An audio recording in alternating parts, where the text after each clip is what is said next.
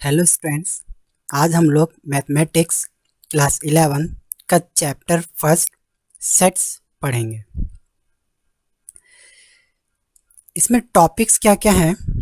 Topics हैं definition of sets, roster form and set builder form, empty और void set, finite set और infinite set, equal set, subsets, proper sets and super sets, singleton set, power set and universal set, open and close intervals, Venn diagram, operation on sets, union, interjection, difference, and the last topic is complement of set।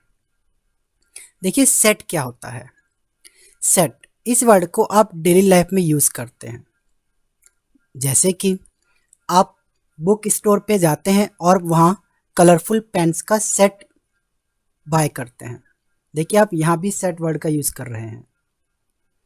आप kitchen shop पे जाकर आप kitchen utensil का set purchase करते हैं। देखिए आप यहाँ भी सेट वर्ड का यूज़ कर रहे हैं। ज्वेलरी शॉप पे जाके आप गोल्ड बैंगल का सेट परचेज करते हैं। देखिए आप यहाँ भी सेट वर्ड का यूज़ कर रहे हैं। तो सेट का मतलब क्या होता है? सेट ऑब्जेक्ट के कलेक्शंस को कहते हैं। ऑब्जेक्ट के कलेक्शन को सेट कहते हैं। जैसे कलरफुल पेन का कलेक्शन, किचन यूटेंसिल का कलेक्शन, गोल्ड बैंगल्स का कलेक्शन। सेट की डेफिनेशन क्या है? Set is a well defined collection of object. Only collection को सेट नहीं कहते, वो कलेक्शन आपका वेल डिफाइन होना चाहिए। Set is a well defined collection of object. Object के वेल डिफाइंड कलेक्शन को सेट कहते हैं। वेल डिफाइंड का मतलब क्या है? Well defined collections of object sense that we can definitely decide whether a given particular object belongs to a given collection or not। well defined collection of objects।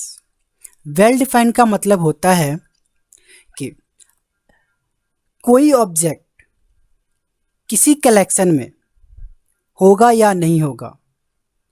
अगर हम ये definitely decide कर पा रहे हैं कि कोई ऑब्जेक्ट किसी कलेक्शन में होगा या नहीं होगा, तो हम उस कलेक्शन को वेल डिफाइंड बोलेंगे। यानी कि कोई भी पार्टिकुलर ऑब्जेक्ट किसी कलेक्शन में होगा या नहीं होगा, अगर हम इस बारे में डेफिनेटली डिसाइड कर पा रहे हैं तब हम उस कलेक्शन को वेल डिफाइंड बोलेंगे। फॉर एग्जाम्पल, इंग्लिश अल्फ़ाबेट के वॉवल्स के कलेक्शन। हमें पता है कि वॉवल्स में ए आई ओ यू ई होते हैं। हम डेफिनेटली डिसाइड कर पा रहे हैं कि ए वॉवल्स के कलेक्शन में होगा। आप किसी भी स्टूडेंट से पूछिए, वो डेफिनेटली यही बोलेगा कि हाँ ए वॉवल के कलेक्शन में होगा। उसका आंसर यस होगा। तो वॉवल्स के कलेक्शन को हम सेट बोल सकते हैं क्योंकि वॉवल का कलेक्शन वेल डिफाइन है। ओके, तो वेल डिफाइन का मतलब समझ में आ गया होगा।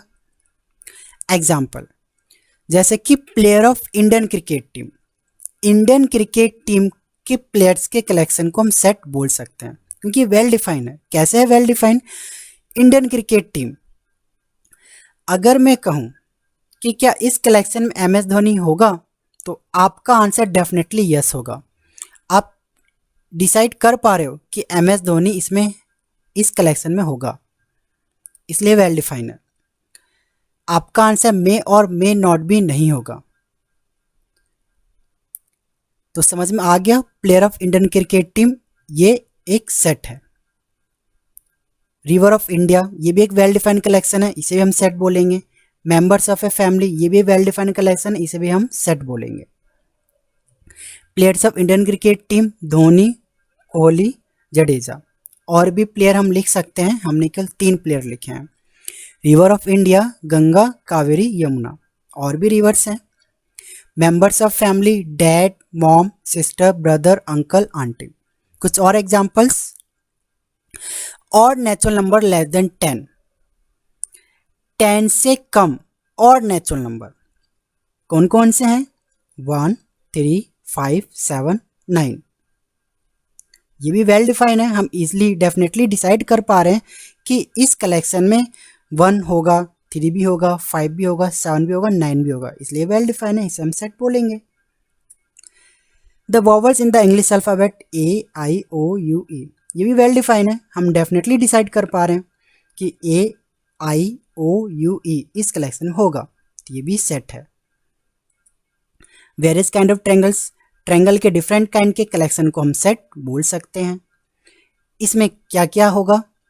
Equilateral triangle, isosceles triangle, scalene triangle, acute angle triangle, obtuse angle triangle, right angle triangle. Next example, prime factor of 210। 210 के प्राइम फैक्टर कौन कौन से हैं? 2, 3, 5 एंड 7। क्या इसके अलावा और कोई भी प्राइम फैक्टर 210 के हैं क्या? Absolutely not. तो ये भी वेल डिफाइंड है, हम डेफिनेटली डिसाइड कर पा रहे हैं कि 2, 3, 5 और 7 210 के प्राइम फैक्टर हैं, तो इसे भी हम सेट बोलेंगे। The solution of the equation x square minus 5x plus 6 equal to 0, ये एक क्वाड्रेटिक इक्वेशन है। अगर हम स्प्लिटिंग मिडल टर्म से इसका सॉल्यूशन निकालें तो 2 और 3 हमें मिलेगा। 2 और 3 इस कलेक्शन को भी हम सेट बोलेंगे। मैथमेटिक्स वर्ल्ड में कौन कौन से सेट हैं? The set of all natural number, natural numbers के सेट को हम एन से रिप्रेजेंट करते हैं, कैपिटल एन से रिप्रेजेंट करते हैं। The set of all integer, integer के सेट को हम कैपिटल जेड से रिप्रेजेंट करते हैं। रेशनल नंबर के सेट को कैपिटल क्यू से रिप्रेजेंट करते हैं। The set of real numbers, real number के सेट को हम कैपिटल आर से रिप्रेजेंट करते हैं। The set of positive integers, positive integer के सेट को हम जेड प्लस से रिप्रेजेंट करते हैं। The set of positive rational numbers, positive rational number के सेट को हम क्यू प्लस से रिप्रेजेंट करते हैं। The set of positive real numbers, positive real number के सेट को हम लोग आर प्लस से रिप्रेजेंट करते हैं। कुछ important notes, if the criterion for determining varies from person to person then it is not a well defined collection और not a set. देखिए इसका क्या मतलब होता है, कोई भी ऑब्जेक्ट किसी कलेक्शन में होगा या नहीं होगा, अगर इसका डिसीजन पर्सन टू पर्सन अगर वेरी कर रहा है तो हम उस कलेक्शन को वेल डिफाइंड नहीं कहेंगे, यानी उस कलेक्शन को हम सेट नहीं बोल सकते हैं। यानी कि यदि आंसर मे और मे नॉट बी में आ रहा है तो उस कलेक्शन को वेल डिफाइंड नहीं बोलेंगे। हम डिसाइड ही नहीं कर पा रहे कि कोई पार्टिकुलर एलिमेंट उस कलेक्शन में होगा कि नहीं होगा। For example, the collection of 10 most talented writers of India, 10 most talented writers of India. अब मेरे लिए Munshi Premchand most talented writers हो सकते हैं, लेकिन किसी अदर पर्सन के लिए ये ज़रूरी नहीं कि उसके लिए भी मुंशी प्रेमचंद टैलेंटेड राइटर होंगे। अब इंडिया के 10 मोस्ट टैलेंटेड राइटर्स कौन कौन से हैं, इसको डिसाइड करना थोड़ा मुश्किल है। हम डेफिनेटली नहीं बोल सकते कि कोई भी राइटर टैलेंटेड है कि नहीं है, किसी के लिए हो भी सकता है, किसी के लिए नहीं भी हो सकता, यानी इसमें आंसर डेफिनेट नहीं होगा। मे और मे नॉट बी में आंसर आएगा। हर एक पर्सन के लिए अलग अलग राइटर टैलेंटेड हो सकते हैं, तो इसलिए ये कलेक्शन वेल डिफाइंड नहीं है और इसे हम सेट नहीं बोलेंगे। A team of 11 best cricket batsman of the world, world के बेस्ट क्रिकेट बैट्समैन। अब किसी के लिए कोई प्लेयर बेस्ट हो सकता है, किसी के लिए नहीं भी हो सकता, यहाँ भी आंसर डेफिनेटली नहीं होगा। अगर मैं कहूँ मेरे लिए MS Dhoni, Mahendra Singh Dhoni best cricket player हैं, किसी के लिए नहीं भी हो सकते, यानी कि यहाँ आंसर मे और मे नॉट बी में आ रहा है, डेफिनेटली आंसर यस और नो नहीं है, इसलिए ये कलेक्शन भी वेल डिफाइंड नहीं और इसे हम सेट नहीं बोलेंगे। नेक्स्ट एग्जाम्पल, एक collection of most dangerous animal of the world, world के मोस्ट डेंजरस एनिमल का कलेक्शन सेट है कि नहीं है। आप देखिए इसमें किसी पर्सन के लिए कॉकरोच भी डेंजरस होता है, किसी पर्सन के लिए नहीं होता। अगर इसका कलेक्शन बनाऊं तो मैं इसमें वो एनिमल पुट करूंगा जो मेरे लिए डेंजरस है। वो एनिमल किसी अदर पर्सन के लिए डेंजरस हो भी सकते, नहीं भी हो सकते, यानी कि ये कलेक्शन भी वेल डिफाइंड नहीं है।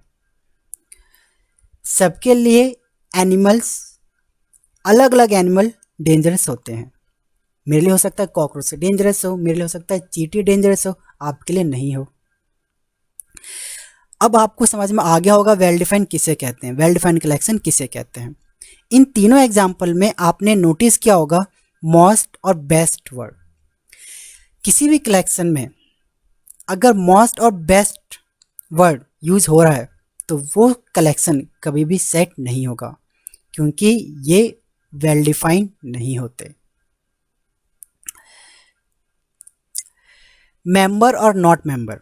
देखिए, मेंबर और नॉट मेंबर का मतलब क्या होता है, इसको हम एक एग्जाम्पल के थ्रू समझते हैं। Let a set of all even number. A आपका क्या है, इवन नंबर का कोई सेट है, यानी इवन नंबर का कोई कलेक्शन है। आर 1749 मेंबर और नॉट ऑफ दिस सेट। क्या 1749 इस सेट का मेंबर है कि नहीं है। ये हमारा कौन सा सेट था, इवन नंबर का सेट था, तो हमने इवन नंबर लिख लिए। ए इजकल टू 2 4 6 8 10 12 14 16, हमने एक ग्रुप बना दिया, ये हमारा सेट हो गया। अब देखिए इस सेट में 4 है, देखिए इस सेट में 4 है। अगर सेट में 4 है तो हम क्या बोल सकते हैं, since 4 is in set A, we say 4 belongs to A, 4 belongs to A, and we write 4 belongs to A। आप यहाँ पे ये देखिए कि 4 belongs to A पहले लैंग्वेज में लिखा हुआ था, अब हमने इसको मैथमेटिकली हमने इसको लिख दिया है। 4 belongs to A को मैथमेटिकली हम कैसे लिखेंगे, 4 belongs to A। आप यहाँ पे देखिए हमने एक सिंबल यूज किया है, इस सिंबल को हम लोग बोलते हैं epsilon. 1 7 are not in set A, we say 1 does not belongs to A, and we write 1 does not belongs to A। 1 does not belongs to A, 1 A में नहीं है, इसलिए हमने इसको बोला है कि 1 A से बिलोंग नहीं करता, और हमने इसको मैथमेटिकली कैसे लिखा है आप देख सकते हैं। तो ये जो सिंबल यूज हुआ है ये बिलोंग्स टू और डज नॉट बिलोंग्स टू के लिए यूज करते हैं हम।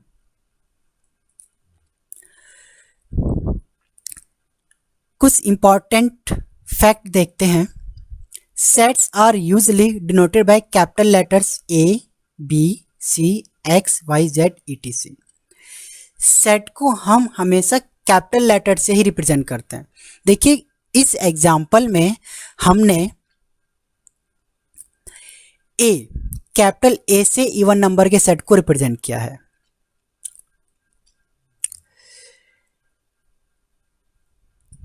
The element of a set are represented by small letters A B c d etc.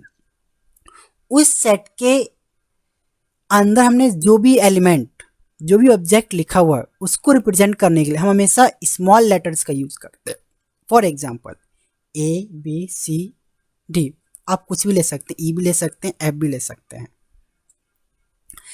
If a is an element of a set A, we say that a belongs to A. The Greek symbol epsilon is used to denote the phrase belongs to, thus we write A belongs to A।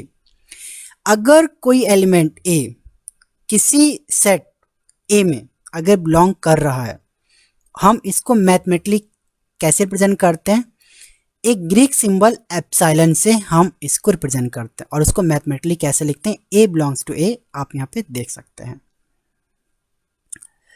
If B is not an element of set A, we write B does not belongs to A and read B does not belongs to A। अगर B उस A set में नहीं है तो हम उसको mathematically कैसे लिखेंगे, आप देख सकते हैं B does not belongs to A।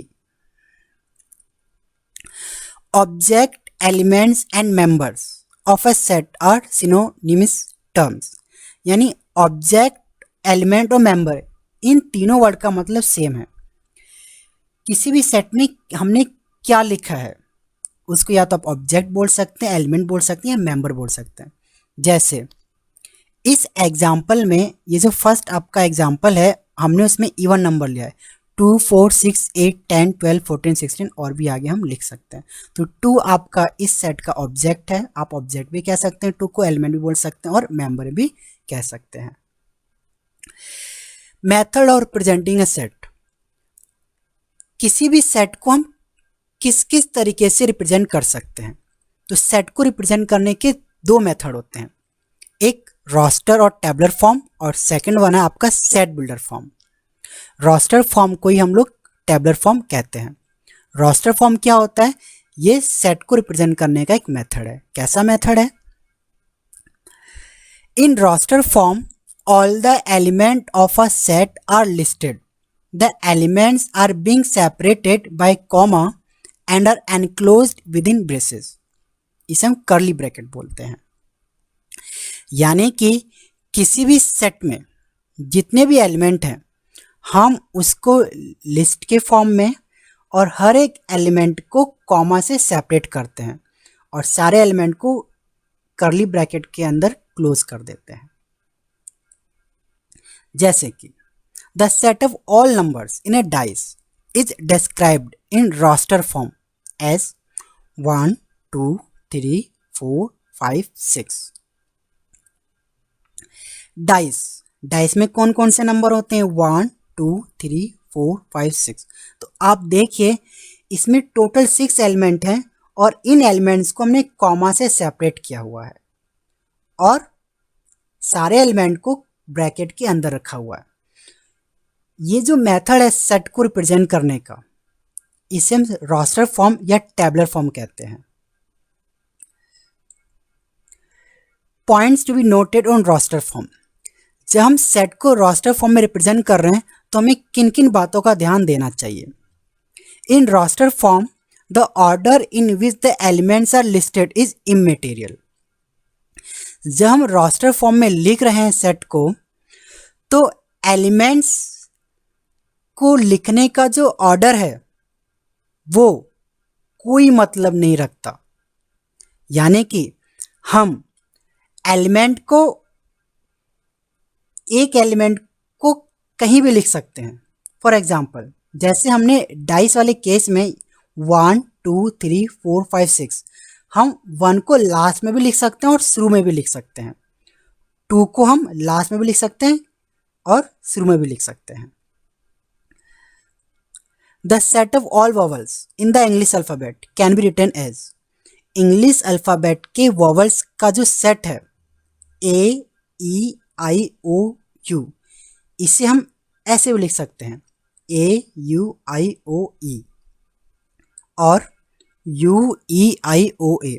तो आप यहाँ पे देख सकते हैं रोस्टर फॉर्म में एलिमेंट्स को लिखने के लिए ऑर्डर का कोई मतलब नहीं होता।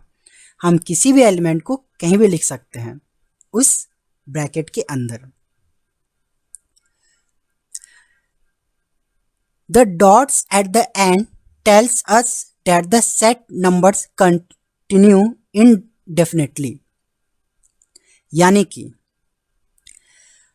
अगर सेट के लास्ट में अगर आपका डॉट है तो इसका मतलब ये है कि वो सेट एंड नहीं हो रहा है, उसमें और भी एलिमेंट हम लिख सकते हैं।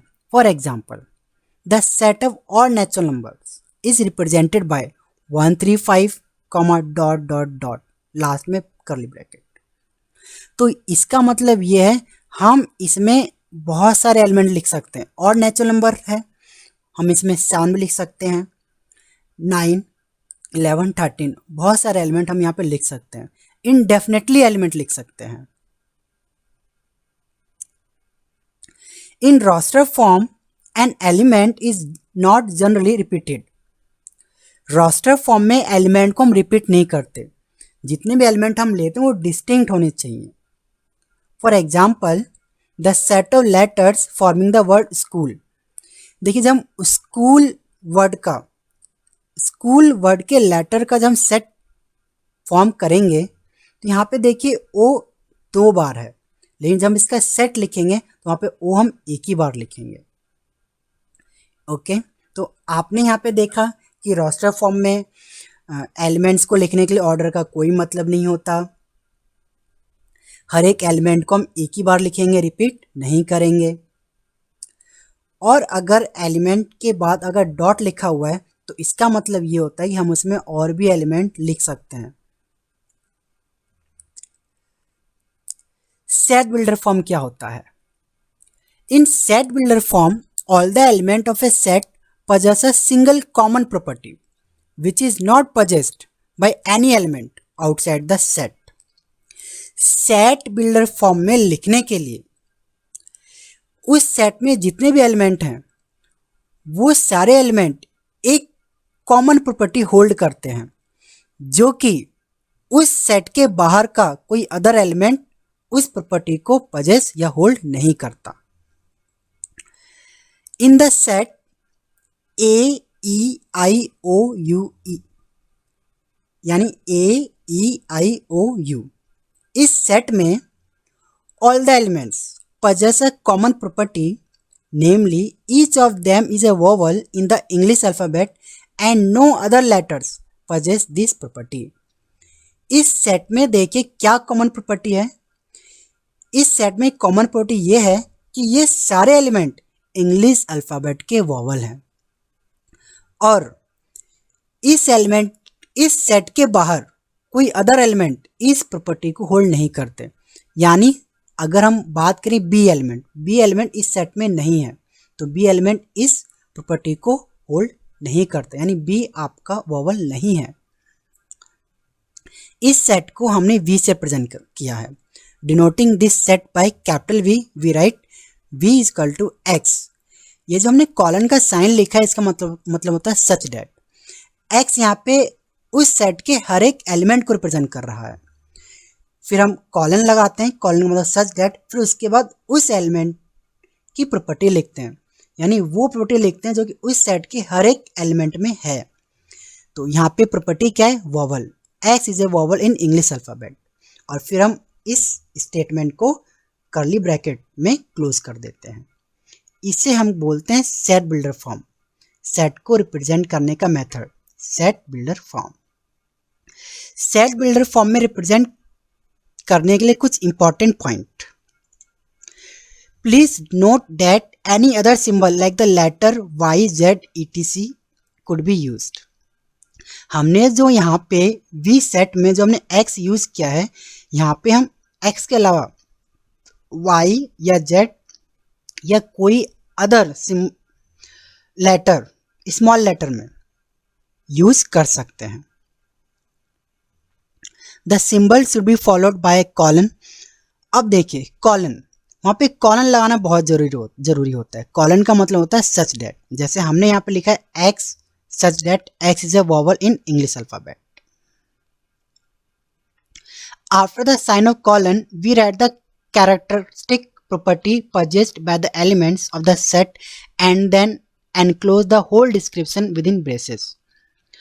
कॉलन साइन लगाने के बाद हम उस प्रॉपर्टी को लिखते हैं जो कि उस सेट का हर एक एलिमेंट होल्ड कर रहा है और फिर हम पूरे स्टेटमेंट को कर्ली ब्रैकेट में क्लोज कर देते हैं। If a set of number does not follow any pattern, अगर उस सेट के एलिमेंट कोई भी पैटर्न को फॉलो नहीं कर रहे हैं, यानी कोई भी प्रॉपर्टी अगर वो होल्ड नहीं कर रहे हैं, तो हम उस सेट को सेट बिल्डर फॉर्म में नहीं लिख सकते। कुछ क्वेश्चन सॉल्व करते हैं ताकि हमें सेट पूरी तरीके से समझ में आ जाए। Question 1, write the set x such that x is a positive integer and x less than 4 in roster form. देखिए इस सेट को हमें रोस्टर फॉर्म में लिखना है, तो आपको रोस्टर फॉर्म में लिखना आता है। रोस्टर फॉर्म यानी टेबुलर फॉर्म। हमें एलिमेंट को लिस्ट के फॉर्म में लिखना है और कॉमा से सेपरेट कर देना है। तो इसमें कौन कौन से एलिमेंट होंगे? a इक्वल टू 1 2 3, 4 से कम लेना है पॉजिटिव इंटीजर होना चाहिए, तो हमने केवल 3 ही एलिमेंट लिया है 1 2 3, इसके अलावा और कोई नहीं होगा। आपको समझ में आ गया होगा। Write the solution set of the equation x square plus x minus 2 equal to 0 in roster form. इस सेट को हमें रोस्टर फॉर्म में लिखना है। तो देखिए क्वाड्रेटिक इक्वेशन है, हम इसे स्प्लिटिंग मिडल टर्म से सॉल्व करके इसके सॉल्यूशन को निकालेंगे। तो स्प्लिटिंग मिडल टर्म से हम इसे सॉल्व करेंगे तो इसके सॉल्यूशन क्या क्या आएंगे, -2 और 1। तो -2 और 1 को देखिए हमने यहाँ पे रोस्टर फॉर्म में लिखा है, हमने ए से रिप्रेजेंट किया है कैपिटल लेटर। अब ए के अलावा बी से रिप्रेजेंट कीजिए, सी से रिप्रेजेंट कीजिए, लेकिन कैपिटल लेटर में रिप्रेजेंट करना है। Write the set, question 3, write the set x such that x is a positive integer and x square less than 30 in roster form. देखिए एक्स एलिमेंट को रिप्रेजेंट कर रहा है और कॉलन के बाद बाकी चीज़ें उस सेट के हर एक एलिमेंट की प्रॉपर्टी को रिप्रेजेंट कर रहा है। प्रॉपर्टी क्या है कि उस सेट का हर एक एलिमेंट पॉजिटिव इंटीजर होना चाहिए और हर एक एलिमेंट का जब हम स्क्वायर करें तो 30 से कम आना चाहिए। तो कौन कौन से एलिमेंट होंगे, देखिए 1 का स्क्वायर करेंगे तो 1 30 से कम है, 2 का स्क्वायर करेंगे 4 30 से कम है, 3 का स्क्वायर करेंगे 9 30 से कम है, 4 का स्क्वायर करेंगे 16 30 से कम है, 5 का स्क्वायर करेंगे 25 30 से कम है। लेकिन इसके बाद अगर हम 6 का स्क्वायर करते हैं तो 36 वो 30 से ज़्यादा होगा, इसलिए हमने इस सेट में 6 को इंक्लूड नहीं किया है। ओके, तो इस सेट में कौन कौन से एलिमेंट होंगे, 1 2 3 4 5, ये रोस्टर फॉर्म में हमने इसको रिप्रेजेंट किया है। Question 4, right the set A INDA in set builder form. हमें इस सेट को सेट बिल्डर फॉर्म में रिप्रेजेंट करना है, यानी हमें यहाँ पे कोई प्रॉपर्टी लिखनी है। देखिए यहाँ पे प्रॉपर्टी क्या है, इस सेट में हमने 4 एलिमेंट लिए हैं, इन चारों एलिमेंट में कौन सी प्रॉपर्टी है। देखिए INDA इंडिया, इंडिया वर्ड में ये चारों लेटर्स होते हैं। तो इस सेट के ये चारों लेटर्स, ये चारों ऑब्जेक्ट, ये चारों मेंबर, ये चारों एलिमेंट कौन सी प्रॉपर्टी होल्ड कर रहे हैं, ये सारे एलिमेंट इंडिया वर्ड में प्रेजेंट हैं। A x such that x is letter of word India, कि ये सारे एलिमेंट इंडिया वर्ड के लेटर हैं। Question 5, write the set A 1 2 3 6 9 18 in set builder form. हमें इसे सेट बिल्डर फॉर्म में लिखना है। देखिए ए 1 2 3 6 9 18, ये जो सारे हमने एलिमेंट लिखे हैं वो 18 के फैक्टर हैं, आपको देखने से ही पता चल रहा है। तो इस सेट के एलिमेंट कौन सी प्रॉपर्टी होल्ड कर रहे हैं, ये सारे एलिमेंट 18 के फैक्टर हैं। तो हम इसे सेट बिल्डर फॉर्म में कैसे लिखेंगे, A equal to x colon x is factor of 18, x such that x is factor of 18, ये हमने सेट बिल्डर फॉर्म में लिखा है। आपको ये टॉपिक समझ में आ गए होंगे, हमने इस चैप्टर में क्या क्या पढ़ा है, इस वीडियो में हमने क्या क्या पढ़ा है, सेट के बारे में पढ़ा और सेट को किस तरीके से रिप्रेजेंट किया जाता है उस मेथड को हमने पढ़ा है। सेट को रिप्रेजेंट करने के 2 मेथड हैं, एक रोस्टर फॉर्म जिसे हम टैबुलर फॉर्म भी बोलते हैं और set builder form. Okay, thank you.